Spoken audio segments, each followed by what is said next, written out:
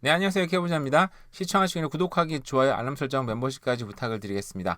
자, 메트로 밴쿠버 주택 판매량 전년 대비 28.9% 증가. 자, 높은 수요와 적은 공급에 가격도 상승을 했다. 뭐 여러분 이미 다 알고 있는 내용이시라고 생각하시면 될 겁니다. 그러니까 작년에 비해서 거의 30% 가까이 증가를 했어요. 이거 굉장히 큰 숫자 아닙니까? 그죠? 작년에 판매량이 굉장히 낮기는 했지만 근데 어쨌든 매물 자체는 적기는 한데 10년 장기 평균과 비교를 하면 여전히 15.6% 낮은 수준이다. 그러니까 사람들 수요가 굉장히 높아졌다는 얘기인 거죠. 그래서 매물 대비 판매 비율이라는 게 있어요. 그 매물 대비로 몇 퍼센트가 잘 팔리는지, 뭐 어느 기간에 팔리는지. 근데 보면은 그게 24.9%, 25%죠. 근데 이게 12보다 낮으면 가격이 떨어진다. 이게 20보다 높으면 초과한다는 통계의 자료인데 지금 20보다 훨씬 높았죠. 그러니까 이게 재작년에 가격이 정말 많이 올라갈 때는 이게 34 막 요랬었어요. 그때 그러니까 30% 가까이 넘다 보니까 굉장히 가격 상승 압력이 컸는데 지금도 어쨌든 20%는 훨씬 넘는 25%입니다. 근데 저도 이제 생각을 해본 거죠. 와, 이렇게 금리가 높아졌고 소위 말해서 이제 차입 비용이 높아져서 훨씬 높아졌는데 누가 사는 걸까 도대체? 강력한 수요가 있다고 합니다. 사람이 몰려오고 있고 그죠? 지금까지는 이거 너무 비싸니까 가격이 더 떨어질 것 같아. 근데 조금 어느 떨어지긴 떨어졌어요. 그죠? 그러다 보니까 지금이 기회다라고 들어오는 사람들 또 그러니까 이게 뭐 나는 돈 문제는 나는 돈이 없는 거죠. 나는 돈이 없는데 그 누군가는 돈이 있는 겁니다. 여기서 분명히. 그러니까 저는 이제 돈이 없어서 해외여행 저도 이제 좀 이따 좀 작년 다음 주 제가 휴가를 가는데요. 개인적으로 나는 돈이 없어서 휴가를 특별히 뭐 갈 데도 없고 그냥 동네 근처 뭐 어디 1박 2일이나 갈까 막 겨우 그것도 돈을 짜내서 가볼까 막 생각은 하고 있는데 보면은 해외여행 가려고 막 그 패스포트 만드는 줄은 막 차고 넘죠. 물론 다 가는 건 아닙니다만 그죠. 근데 한국도 보면 나는 돈이 없어요. 그죠. 나는 돈이 없어서 죽는다. 막 한국 보면 늘 너무 힘들어. 한국 경제 너무 힘들어. 너무 죽을 것 같아. 막 얘기는 하지만 매년 보면 해외 나가는 인구가 막 신기록을 세우잖아요. 그죠? 그 휴가철이 되면은 막 그 인천공항 막 차고 넘치고 사람 난리 나는 거 맨날 찍어주고 도대체 누가 해외는 나가는 걸까? 누가 돈이 있는 걸까? 나 말고 딴 사람은 돈이 있다는 얘기입니다. 강력한 수요와 높은 차입 비용에 적응하고 거기에 맞는 자격을 갖춘 구매자가 늘어나고 있다. 그러니까 돈이 외부에서 들어온다든지 그죠? 그러니까 누군가는 돈이 있다는 얘기인 거예요. 그러니까 이게 내가 없다고 해서 다 돈이 없는 건 아니다. 뭐 당연한 얘기고 뭐 제 얘기입니다. 제 얘기. 그죠? 그래서 7월 달에 밴쿠버 주택 가격도 상승을 했다고 합니다. 그래서 지금 평균 주택 가격 벤치마크로 가격이 1.2 밀리언. 그러니까 이게 전체 평균인 거예요. 이게 밴쿠버시가 몇 년 전에 밀리언 달러 시티가 됐다 그래서 화제가 됐었는데 이제 메트로 밴쿠버 전체가 1.2 밀리언입니다. 이 가격도 0.5%나 상승을 했고요. 전달보다도 무려 또 0.6%. 그러니까 한 달에 0.6% 상승하는 거면 어마어마한 거죠. 그죠? 이게 1%만 해도 12,000불이에요. 그죠? 근데 전달보다 6,000불 상승했다. 그러니까 한 달에 6,000불이 올랐다. 이게 만약 1년 단위로 이렇게 올라갔다 그러면 1년에 6만 불 어마어마하게 올라가는 거죠. 세상에 굉장히 뭐 무시할 수 없는 가격이긴 합니다. 그러다 보니까 이게 여기 보시면 단독주택 벤치마크 가격이 2 밀리언, 20억 가까이가 된다. 대단하죠. 근데 더 놀란 거는 이 타운하우스하고 아파트 가격도 물론 콘도 가격이 대체 77만 불, 그러니까 78만 불, 80만 불 가까이 가고 있어요. 타운홈도 이미 1.1 밀리언이 넘었다. 이게 메트로 밴쿠버긴 합니다만 가격이 어마어마하죠. 그러니까 BC주 전체가 이제는 밀리언 달러 프로빈스가 되는 게 지금 제가 볼 때는 시간 문제다. 제가 어젠가 엊그젠가 기사 하나 소개해드렸잖아요. 그죠? 그게 2025년에는 그러니까 BC주 전체 가격이 밀리언 달러가 넘을 거다. 그런 전망이 나왔어요. 물론 그게 틀릴 수도 있죠. 근데 그게 틀리더라도 2025년이 틀리면 2026년이 그렇게 될 거고 또 그게 틀리면 2027년에 또 그렇게 될 거기 때문에 제가 볼 때는 정말 시간 문제다 이게 생각이 들어요. 그래서 이게 진짜 가격을 떨어질 것 같으니까 이게 언제 이게 떨어질 때 살 거냐 이게 문제가 아니고 지금 당장 내가 집을 살 수 있느냐 없느냐가 정말 큰 문제인 것 같아요. 그러다 보니까 지금 월세는 지금 또 옛날부터 난리였었는데 지금은 계속 난리가 나고 있죠. 그래서 거짓 광고로 현혹을 한다고 해서 그래서 이게 돈을 저도 이거 당할 뻔했어요. 사실은 몇 년 전인데 이게 꽤 된 얘기죠. 몇 년 전이 아니고 꽤 된 얘기인데 캘거리에서 아는 사람이 집을 구하느라고 저도 집을 구해주는데 사실 저도 이제 캘거리에서 이런 사기가 있을 거라고 생각을 별로 안 하고 사람들이 구하잖아요. 근데 어떤 사람이 이제 집을 찾다 보니까 거기서 이메일이 왔어요. 오히려 나 집주인인데 내가 해외 급하게 나가는 바람에 굉장히 좋은 사람 찾고 너에 대해서 내가 만나보자. 좋은 사람이라고 하면 내가 딴 데보다 가격을 그 당시 1,500불 정도 했었는데 뭐 1,000불에 주겠다고 하는 거예요. 그래서 그래. 근데 이 사람이 날 만나려면 일단은 디파짓을 나한테 먼저 보내라고 얘기를 하더라고요. 근데 생각해보니까 저도 테네트 구할 때 디파짓 먼저 내주세요라고 얘기를 했었는데 생각해보니까 전형적인 사기 방법이긴 했네요. 그죠? 어쨌든 생각해보니까 디파짓은 계약하는 순간에 돈을 줘야 된다고 하더라고요. 저도 그 생각 못했던 것 같은데 어쨌든 디파짓 먼저 보내라 그래서 얘기하다 보니까 조금 이상해서 안 했는데 결국 그 사람 사기꾼이라고 기사까지 나더라고요. 보니까 그래서 이런 식으로 그 사람은 자기는 나는 신실한 크리스찬이다. 그래서 너도 크리스찬 아니냐고 이렇게 돈을 내가 싸게 받겠다 이런 식으로 얘기를 했었었는데 어쨌든 이게 모호한 주소나 세부 정보, 개인 정보 혹은 보증금, 선요금 저도 선요금을 했어요. 생각해 보니까 어쨌든 이런 걸 경쟁이 치열하다 보니까 돈을 먼저 달라 이런 얘기를 하면 안 된다고 하는데 저도 얘기는 하긴 했지만 어쨌든 이렇다고 합니다. 그래서 꼼꼼히 확인해보고 근데 저는 근데 이제 내가 주인이라는 그 서류를 먼저 갖고 가서 다 보여줬어요. 내가 이 집 주인이다. 그 서류를 다 보여준 다음에 나 주인이니까 안심해라 얘기는 하긴 했으니까 조금 다르긴 하네요. 꼼꼼하게 확인을 해야 된다고 합니다. 어쨌든 그래서 지금 8월인데 9월이면 다시 또 학생들이 돌아오잖아요. 그죠? 새롭게 학생들이 돌아오니까 그때 임대 수요가 다시 또 폭증, 어떤 폭발 또 하겠죠. 근데 그걸 못 내는 사람들 어떻게 또 싼 집을 또 사게 되어서 중저가 매물이 지금 굉장히 많이 팔리기도 하고 있습니다. 그래서 이런 것도 주의하라고 또 기사가 났고요. 자, 근무 시간이 조정되면 은퇴 시기를 늦출 것이다. 은퇴를 앞둔 노년들. 그러니까 저도 사실은 나이를 먹고 일을 완전히 관두면 그게 또 행복할까라는 생각이 들긴 들어요. 그죠? 일주일에 하루 정도 나와서 일하면 사람들이랑 또 교류도 할 수 있고 대화도 할 수 있고 좋지 않을까? 근데 저는 지금 물론 뭐 일을 안 한다면 무조건 좋은 상황이긴 하겠지만 그보다 행복할 수는 없겠죠.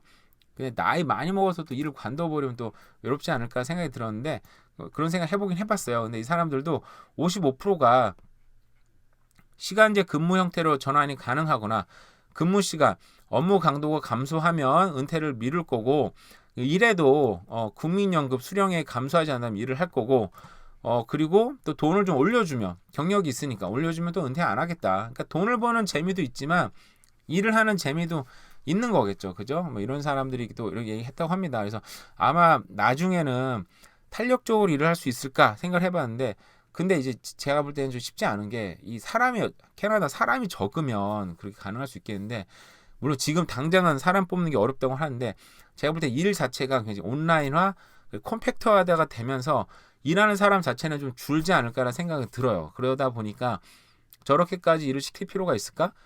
젊은 사람들 일 시키면 되니까. 그래서 이 노년들이 일을 하기는 쉽지는 않겠다라는 생각은 개인적으로 들어서 한번 기사를 한번 펴봤고요.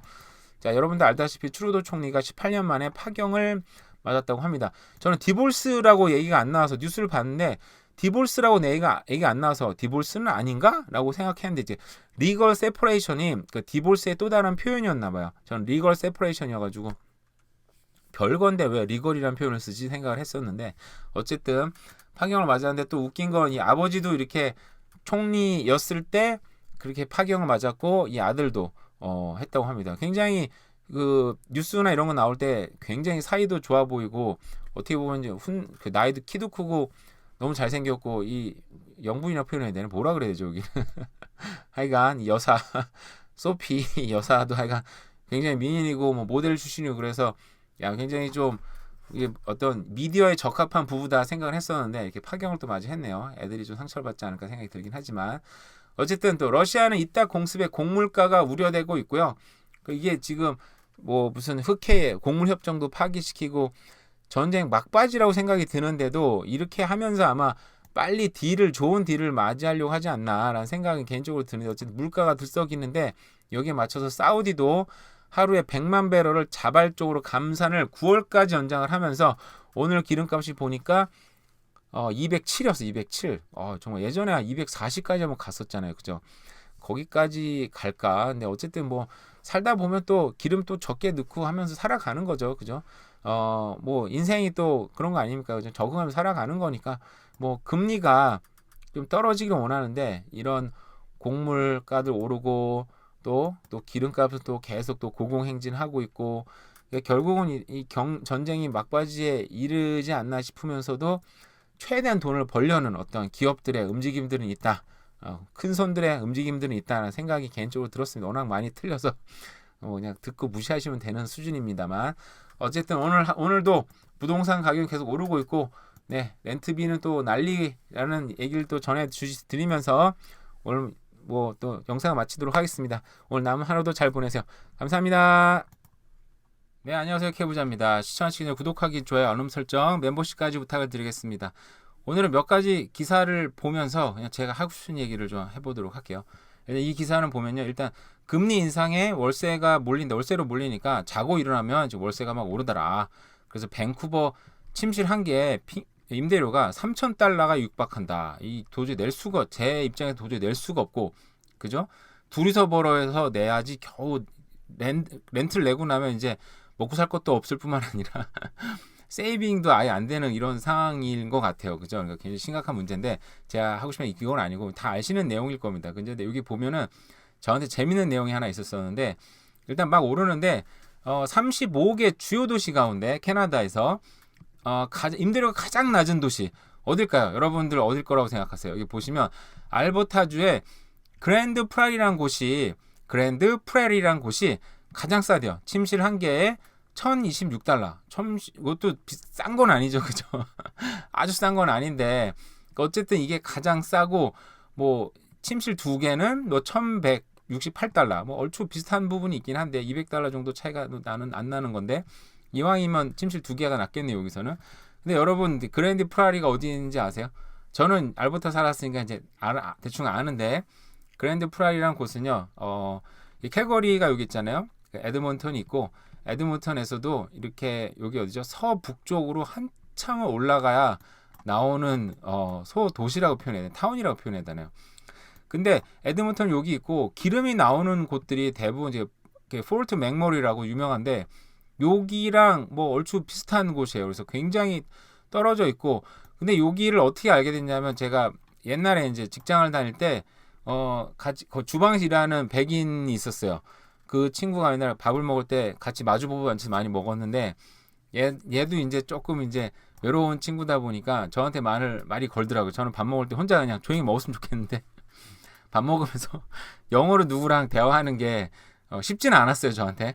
뭐 지금도 불편한 건 있을 거예요. 뭐 대화 자체가 어려운 건 아닌데 불편한 부분이 있을 것 같긴 한데 그 친구들 외롭다 보니까 저한테 많이 말 걸었는데 너 어느 나라냐? 나 뭐 코리안이다 그러면은 너무 좋아하더라고요. 이 자기가 그랜드 프라리 출신인데 자기 여기서 식료품 그러니까 조그만 그로서리 스토어에서 일을 했는데 그 오너가 코리안이었대요. 그래서 놀랐어요. 아니 이런 데도 가서 또 열심히 또 사시는 또 코리안이 있구나 세상에. 폴트 맥머리는 뭐 이해가 되는데 이런 데까지 세상에 사람이 또 들어가서 사나? 정말 작은 도시죠. 사진 한번 볼까요? 뭐 이런 곳입니다.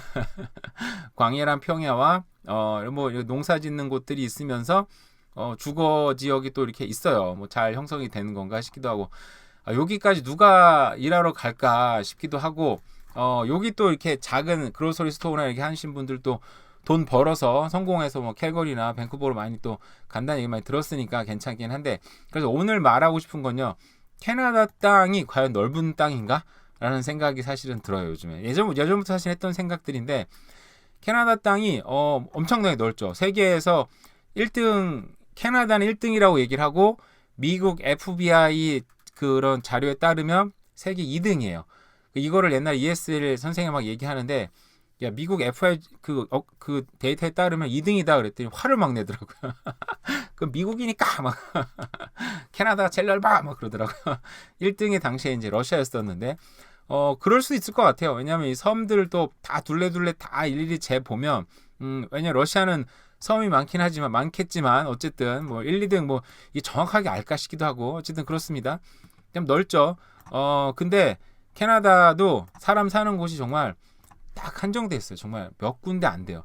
보면은 미국 같은 경우랑 캐나다를 같이 해보자면 초기에 이제 유럽에서 못 사는 사람들 뭐잘 먹고 잘 살고 땅 막 집 그 좋은 집 있고 우리 가문이 너무 좋고 막 직장 너무 좋은데 이민하자 안 할 확률이 높죠. 그죠? 그러니까 이미 미민자들이 유럽에서도 좀 희망을 품고 온 사람들 뭐 종교의 자유도 있겠지만 뭐 그렇게 해서 이제 동부 도시가 어마어마하게 개발이 됐잖아요. 동부 쪽으로 뭐 그거 마찬가지로 이 토론토 동부 쪽이 뭐 토론토 뭐 오라와 몬트리올 퀘벡 이렇게 쭉 발달했어요. 그죠? 자, 동부 도시의 여기가 아니면 과연 어디 살 것인가? 자, 많은 이민자들이 왔었던 뭐 밴쿠버 그죠? 밴쿠버도 뻔해요. 그죠? 여기 위로는 산으로 막혀 있고 바다 국경 일본 하회에 따라서 서쪽으로 쭉 늘어서면서 발전할 수밖에 없는 당연히 구조가 있기 때문에 정말 일본 하이웨이와 그리고 프레이저 하이웨이 그리고 이 스카이트레인 이 양쪽으로 이 또 사이에 끼는 데 있잖아요. 사이에 끼는데 여기는 뭐 개발이 될 수밖에 없는 운명을 타고났다. 이게 쭉 타고 갔겠죠. 뭐 그러다 아보츠폴드까지 이어지지 않을까 생각이 드는데 일단은 그래서 지금 엄청나게 개발되는 데가 랭리, 윌로비 뭐 이런 데잖아요. 뭐 클레이튼 옛날부터 개발이 된 이 뒤로도 개발이 되기 시작하는데 그러니까 어쨌든 일본 하이웨이, 그 프레이저 하이웨이, 스카이트레인 양쪽에 겹쳐 있는 이 샌드위치 요쪽은 뭐 개발될 운명인데 어쨌든 뭐 그게 중요한 얘기는 아니고 여기 토론토랑 밴쿠버 말고는 과연 어디 살 것인가? 그죠? 뭐 선택이 없는 건 아니죠. 뭐 위니펙 살 수도 있고 캘거리, 에드먼튼, 루지아나 살 수 있어요. 그죠? 근데 정말 저도 캘거리 출신이고 하니까 뭐 좋은 도시예요. 그럼에도 불구하고 선택지가 진짜 없어요. 사실은. 그러다 보니까 토론토에 몰릴 수밖에 없고 밴쿠버에 몰릴 수밖에 없는데 근데 저 알버타 주에 살면 여전히 지금 가격이 좀 싸죠. 토론토나 이런 데 비해서. 그래서 아까 뭐 그랜드 프라리 같은 데 산다. 와 진짜 너무 좋기는 하겠지만 솔직히 여기 한 1, 2년 살면 이 양옆에 갈 데도 없고 정말 너무 지겹지 않을까. 경험을 해보다 보니까 확실히 그런 게 있더라고요. 알버타 살면서 밴프를 한 100번 가다 보니까 과장을 좀 보태서 100번을 가보니까 이제 더 이상 가고 싶지 않더라고요. 세계적인 관광지인데도 더 이상 할 것도 없고 볼 것도 없었어요. 저한테는 제 입장에서는 지겨운 생각이 뭐 밴쿠버도 마찬가지. 20년 살면은 10년 20년 살면 또 갈 데 없다 이렇게 느낄 건 뻔하긴 할 텐데 어쨌든 그러다 보니까 도심에 살면서도 우리가 꿈꾸잖아요. 좀 한적한 뭔가 이렇게 뭐 자연과 더불어 사는 것도 또 꿈꾸잖아요. 그죠? 그러니까 도심에 살면서 자연과 더불어 산다. 그게 어딥니까? 대표적으로 제가 며칠 전에 지도 우연히 보다가 너무 이런 집은 정말 킹 짱이다 막 너무 대단하다 생각했던 적이 있는데 웨스트 밴쿠버 지역 중에서도 여기 보니까 정말 참 대단한 생각이 들었어요. 그러니까 뭐 이런 데 보면은 웨스트 밴쿠버 지도가 안 나오죠? 이 웨스트 밴쿠버 여기는 좀 떨어지긴 했는데 이렇게 바닷가에 접해 있으면서 정말 외지면서도 또 도심하고 그렇게 멀지 않은 곳들인 거죠. 그죠? 정말 대단하다는 생각이 들었어요. 요게 섬으로도 이어진 요런 데 보세요. 요런 데. 여긴 아니네. 하여간 좀 이렇게 뭐 외지면서도 도심으로 이어진 요런 데 보세요. 여기네. 여기 이런 데들. 그러니까 주변에 집이 많지 않고 도로에 와서 한적하게 자기만 있는 거잖아요. 그죠? 자기만 있는 어떤 해변 뭐 바닷가 있는 건 아니지만 뭐 이렇게 꿈꾸잖아요. 이런 건 또 이제 너무 비싸니까 엄두가 안 나죠. 그러니까 결국은 도심이면서 동시에 어떤 그 시골 같은 그리고 나만의 어떤 공간을 동시에 느끼게 해주는 곳들은 당연히 이제 엄청나게 비쌀 수밖에 이제 없는 거겠죠. 그죠? 그런 걸 누릴 수 있는 곳을 우리는 이제 찾게 되겠죠. 뭔가 나만의 동간 이게 웨스트 밴쿠버가 아무래도 조금 약간 그런 식이기도 하고 근데 이게 이제 도심으로 들어오면 아무래도 뭐 제가 늘 얘기했던 뭐 강남 같은 곳 밴쿠버랑 요 밴쿠버 요 지역은 이제 완전히 정말 이 강남 같은 이 곳이고 그죠? 여기 또 코키틀람 쪽으로 오면 요즘에 이제 개발 많이 돼가 이제 벌크마운틴 같은 개발 많이 되고 있잖아요. 배후가 이제 막혀 있다 보니까 개발이 한정돼 있고 상당히 외곽이다 보니까 이 부자 동네가 형성이 됐죠. 굉장히 제가 봤을 때 지나가다가 봤습니다. 뭐 자세히 보지는 않았어요. 근데 제가 볼 때는 이제 그런데 여기 가려면 좀 외곽이잖아요. 교통도 좋아야 되는데 그러다 보니 제가 옛날에 했던 이제 프레이즈 하이츠나 서리에 있는 프레이즈 하이츠 동네는 물론 여기 집값은 딴 데 부자 동네에 비해서는 물론 비싸지만 딴 데 비교하면 또 그나마 비싼 동네는 아닌 건데 제가 여기를 이제 이게 부자 동네다라고 얘기했던 게 이렇게 부자 동네 형성이 되는데 일본 하이웨이하고 도로 강으로 막혀 있어 고립돼 있으면서도 원하면 고속도로를 뭐 진짜 뭐 1, 2분 내에 탈 수 있는 뭐 이런 교통 환경도 제대로 갖추고 있고 도심도 가깝다 보니까 정말 부자 동네로서는 참 되게 적합한 곳이다라고 얘기를 한 거죠. 그러니까 이렇게 뭔가 다 갖추고 있는 동네는 드물죠. 그러니까 이 도심도 드문데 캐나다는 도심 대도시라고 부를 수 있는 데가 되게 한정적이잖아요. 토론토, 밴쿠버밖에 없는데 그 도심 내에서도 자연과 더불어 살 수 있는 곳은 더더욱 드물고 그러면 저기 살 수 없으니까 우리가 선택할 수 있는 게 이제 세 가지 옵션을 갖고 선택을 하는 거죠. 직장이냐, 교통이냐, 학군이냐, 애들 때문에 이런 세 가지를 다 갖추면 더 비싸지고 이 중에 한 가지를 포기한다든지 한 가지만 갖고 들어가는 거죠, 그죠? 근데 만약 이 세 개를 다 포기하고 들어갔다. 예를 들어서 어느 지역이랑 얘기를 못 하겠어요. 한 세 가지를 다 포기하고 들어갔다. 그럼 거기 이제 집값이 오르거나 개발이 많이 되기에는 시간이 이제 많이 흘러야 되는 거. 시간이 많이 흐르고 정말 자연적으로 인구가 많이 증가해야지 인구가 거기는 늘겠죠, 그죠? 근데 그 속도를 이제 빨리 당기고 싶은 사람들, 투자의 어떤 그런 거려면 세 가지를 생각하고 직장이 많든지, 교통이 좋든지, 학군이 좋든지, 아니면 세 가지 중 둘 중에 두 개를 갖춘다든지, 갖추면 갖출수록 좋든지, 아니면 여기다가 하나 더 하면 뭐 자연환경 정도 해서 이제 해야 된다는 거죠. 그래서 제가 이제 오늘 말씀드리고 싶은 건 뭐냐면, 캐나다 땅이 무지하게 넓은데, 사실상 그렇게 넓다고 느껴지지는 않는다. 왜냐하면 사는 곳이 너무 한정적이다 보니까. 실제로 사람 안 따는 땅이 대부분이잖아요. 그죠?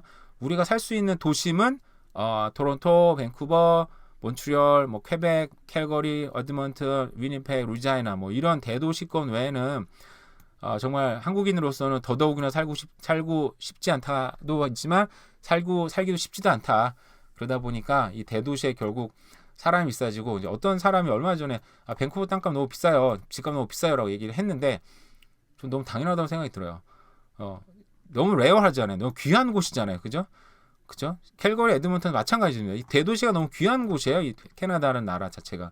여기서 귀한 곳에서 직장, 자연, 교통 갖추고 있다. 더 귀해지는 거죠. 그 장소는 더 비싸다.